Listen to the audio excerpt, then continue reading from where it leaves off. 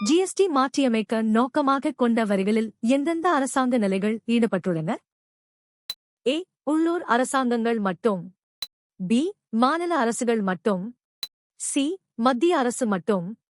D. மத்திய மற்றும் மாநில அரசுகள். சரியான பதில் டி. மத்திய மற்றும் மாநில அரசுகள். 6. சரியான விடை டி. சோகஸ்மேலி ஜிஎஸ்டி. ஜிஎஸ்டி என்பது மத்திய அரசின் கலால் வரி, சேவை வரி மற்றும் மாநில அரசின் வாட், நுழைவு வரி போன்ற பல வரிகளை உள்ளடக்கிய ஒரு ஒருங்கிணைந்த வரியாகும். இது ஒரே நாடு, ஒரே வரி என்ற அடிப்படையில் வரி அடுக்குகளை குறைக்கிறது. தஞ்சாவூர் மாவட்டத்தில் நெல்லுக்கு எந்த வகையான தரவு சேகரிப்பு பரிந்துரைக்கப்படுகிறது? ஏ. பண்புசார் தரவு, குவாலிட்டேட்டிவ் டேட்டா. பி. புள்ளிவிவரத் தரவு, ஸ்டாட்டிஸ்டிக்கல் டேட்டா. சி. புவியியல் தரவு, ஜியோகிராபிக்கல் டேட்டா. டி. வரலாற்றுத் தரவு, ஹிஸ்டாரிக்கல் டேட்டா. சரியான பதில் பி. புள்ளிவிவரத் தரவு, ஸ்டாட்டிஸ்டிக்கல் டேட்டா. சரியான விடை பி. சோகஸ்மேலி. தஞ்சாவூர் மாவட்டத்தில் நெல் சாகுபடி பரப்பளவு மற்றும் விளைச்சலை துல்லியமாக அறிய புள்ளிவிவரத் தரவுகள், ஸ்டாட்டிஸ்டிக்கல் டேட்டா அவசியமாகும். இது திட்டமிடல் மற்றும் கொள்கை முடிவுகளை எடுக்க அரசுக்கு உதவுகிறது. உற்பத்தி செயல்முறையில் தனித்துவமான மற்றும் பல கூறு செயல்முறைகள் யாருக்கு ஒதுக்கப்பட்டுள்ளன? ஏ. முதலாளிகள். பி. நில உரிமையாளர்கள். சி. நிபுணர்கள். டி. நுகர்வோர். சரியான பதில் சி. நிபுணர்கள். 1. சரியான விடை சி. சோகஸ்மேலி. வேலை பகுப்பு முறையில் உற்பத்தி செயல்முறையானது பல சிறு பகுதிகளாக பிரிக்கப்பட்டு அவை அந்தந்த துறையில் நிபுணத்துவம் பெற்ற நிபுணர்களிடம் ஒப்படைக்கப்படுகிறது. இது உற்பத்தியின் திறனை அதிகரிக்கவும் நேரத்தை சேமிக்கவும் உதவுகிறது. 1985-86 இல் நெல்லின் உற்பத்தி திறன் என்னவாக இருந்தது? A. 2029 kilogram. B. 2372 kilogram. C. 4429 kilogram. D. 2712 kilogram. சரியான பதில் பி. 2372 கிலோகிராம்.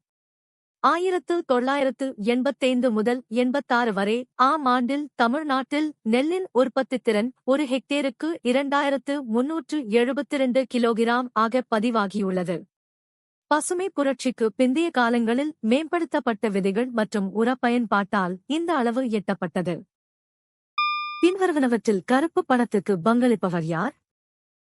ஏ. கடத்தல்காரர்கள், ஸ்மக்லர்ஸ். பி. விவசாயிகள். சி. கல்வியாளர்கள். டி. சில்லறை விற்பனையாளர்கள். சரியான பதில் ஏ. கடத்தல்காரர்கள், ஸ்மக்லர்ஸ். சரியான விடை ஏ. சோகஸ்மேலி. கடத்தல்காரர்கள் சட்டவிரோத செயல்கள் மூலம் வருமானம் ஈட்டுவதால் அவர்கள் அந்த பணத்திற்கு வரி செலுத்துவதில்லை. இது கருப்பு பணமாக மாறுகிறது. இத்தகைய பணம் நாட்டின் அதிகாரப்பூர்வ பொருளாதார கணக்கில் வராது. திருச்சிராப்பள்ளியில் பேல் எதை தயாரிக்கிறது? ஏ. கைத்தறி பொருட்கள். பி. இரையில் பெட்டிகள். சி. டாங்கிகள். டி. கொதிகலன்கள் மற்றும் விசையாழிகள். சரியான பதில் டி. கொதிகலன்கள் மற்றும் விசையாழிகள். சரியான விடை திருச்சிராப்பள்ளியில் உள்ள பாரத மிகு மின் நிறுவனம் பேல் மின் உற்பத்தி நிலையங்களுக்கு தேவையான உயர் அழுத்த கொதிகலன்கள் மற்றும் விசையாழிகளை தயாரிக்கிறது. இது இந்தியாவின் கனரக தொழில்துறையில் ஒரு முக்கிய பொதுத்துறை நிறுவனமாகும். ஆசியாவின் டெட்ராய்ட் என்று அழைக்கப்படுவது எது? A. Madurai. B. Thoothukudi, Tuticorin. C. Chennai. D. Coimbatore. சரியான பதில் சி. சென்னை. சென்னை ஆசியாவின் மிகப்பெரிய வாகன உற்பத்தி மையங்களில் ஒன்றாக திகழ்கிறது. அமெரிக்காவின் டெட்ராய்ட் நகரம் வாகன உற்பத்திக்கு புகழ் பெற்றது போல சென்னையும் இப்பெயரால் அழைக்கப்படுகிறது. சரக்கு மற்றும் சேவை வரி ஜிஎஸ்டி சட்டம் எப்போது நடைமுறைக்கு வந்தது? ஏ. 2019. பி. 2018. சி. 2016. டி. 2017. சரியான பதில் டி. 2017. 9. சரியான விடை டி. சோகஸ்மேலி. சரக்கு மற்றும் சேவை வரி ஜிஎஸ்டி சட்டம் இந்தியாவில் ஜூலை 1, 2017 முதல் நடைமுறைக்கு வந்தது. இது ஒரே நாடு, ஒரே வரி என்ற இலக்கை அடைய பல மறைமுக வரிகளை ஒருங்கிணைத்து கொண்டு வரப்பட்டது. தொழிலாளர்களை வேலைக்கு அமர்த்தி அவர்களின் உழைப்புக்கு ஊதியம் வழங்குபவர்கள் பின்வருவனவற்றில் எவ்வாறு அழைக்கப்படுகிறார்கள்? ஏ. தொழிலாளி, லேபர். பி. முதலாளி, எம்ப்ளாயர். சி. பணியாளர், எம்ப்ளாயி. டி. பராமரிப்பாளர், கேர்டேக்கர். சரியான பதில் பி. முதலாளி, எம்ப்ளாயர். 3. தொழிலாளர்களை வேலைக்கு அமர்த்தி அவர்களின் உழைப்பிற்கு ஈடாக ஊதியம் அல்லது சம்பளம் வழங்குபவர் முதலாளி, எம்ப்ளாயர் என்று அழைக்கப்படுகிறார். இவர்கள் உற்பத்தி காரணிகளை நிர்வகிப்பதோடு ஊதியம் வழங்கும் பொறுப்பையும் ஏற்கிறார்கள். ஒரு கடைக்காரர் வாடிக்கையாளரிடமிருந்து வரியை எவ்வாறு வசூலிக்கிறார்? ஏ. தனிப்பணம் செலுத்துமாறு கேட்பதன் மூலம். பி. அரசிடமிருந்து நேரடியாக பெறுவதன் மூலம். சி. பொருளின் விலையுடன் அதைச் சேர்ப்பதன் மூலம். டி. பொருளின் விலையை குறைப்பதன் மூலம். சரியான பதில் சி. பொருளின் விலையுடன் அதைச் சேர்ப்பதன் மூலம். மறைமுக வரிகள் என்பது பொருட்களின் விலையிலேயே சேர்க்கப்பட்டு நுகர்வோரிடமிருந்து கடைக்காரர்களால் வசூலிக்கப்படுகிறது. இது விற்பனை வரி அல்லது ஜிஎஸ்டி போன்ற முறைகளில் நடைமுறைப்படுத்தப்படுகிறது. கைத்தறி நெசவுத் தொழில் பாரம்பரியமாக எந்த வகையான தயாரிப்புகளை உற்பத்தி செய்தது? ஏ. மின்சார பாகங்கள், எலக்ட்ரிக்கல் கம்போனன்ட்ஸ். பி. ஜவுளி, டெக்ஸ்டைல்ஸ். சி. கனரக இயந்திரங்கள், ஹெவி மஷினரி.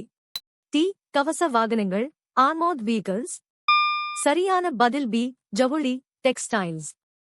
கைத்தறி நெசவுத் தொழில் என்பது இந்தியாவின் பழமையான குடிசைத் தொழில்களில் ஒன்றாகும். இது புடவைகள் மற்றும் துணிகள் போன்ற ஜவுளி தயாரிப்புகளை உற்பத்தி செய்கிறது. இது கிராமப்புறங்களில் விவசாயத்திற்கு அடுத்தபடியாக அதிக வேலைவாய்ப்பை வழங்கும் துறையாக உள்ளது. அதிக வரி விகிதங்களைத் தவிர கருப்பு பணத்திற்கான மற்றொரு காரணம் என்ன? ஏ. கடத்தல், ஸ்மக்லிங். பி. திறமையான நிர்வாகம், எஃபெக்டிவ் கவர்னன்ஸ். சி. பொருட்களின் பெருக்கம், abundance of goods. டி. அதிகரித்த ஏற்றுமதி, increased exports.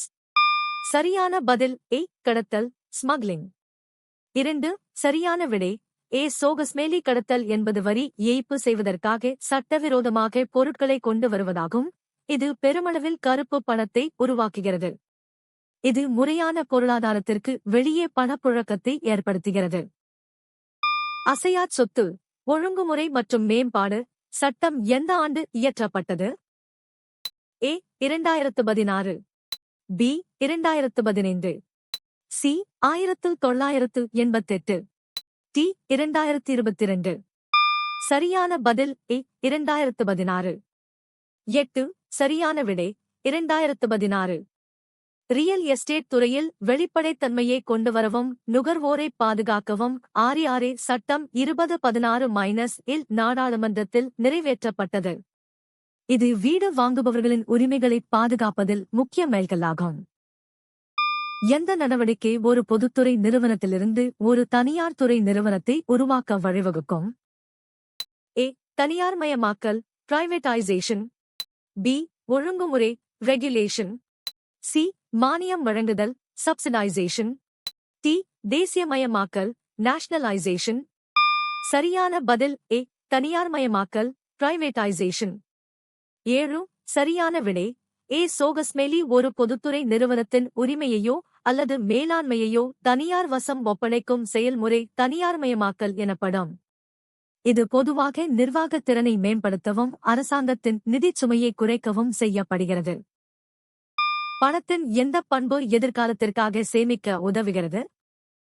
ஏ. அதன் பரிமாற்றத் திறன். பி. அதன் பங்கீடு. சி. அதன் அழியாத் தன்மை. டி. அதன் பொதுவான ஏற்புத்தன்மை. சரியான பதில் சி. அதன் அழியாத் தன்மை. சரியான விடை சி. சோகஸ்மேலி பணத்தின் அழியாத் தன்மை, டியூரபிலிட்டி மற்றும் மதிப்பைச் சேமித்து வைக்கும் பண்பு ஆகியவை எதிர்கால தேவைகளுக்காக அதை சேமிக்க உதவுகின்றன. இது எளிதில் கெட்டுப் போகாததால் நீண்ட காலத்திற்கு சொத்தாக பயன்படுத்த முடிகிறது.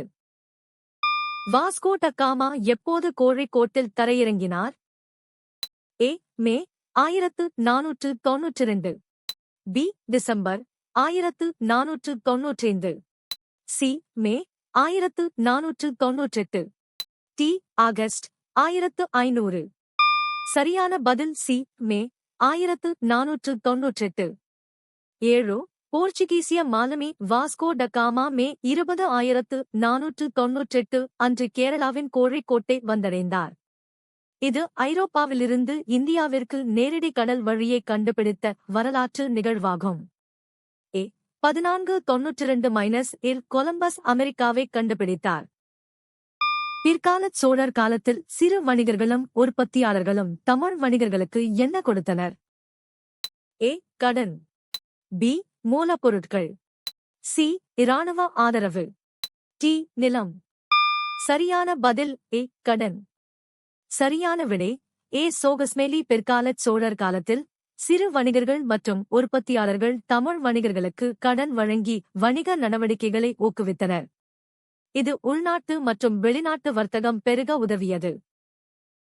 2014-2015 இடையில் தமிழ்நாட்டில் உணவு தானிய சாகுபடியின் பரப்பளவு என்ன ஆனது?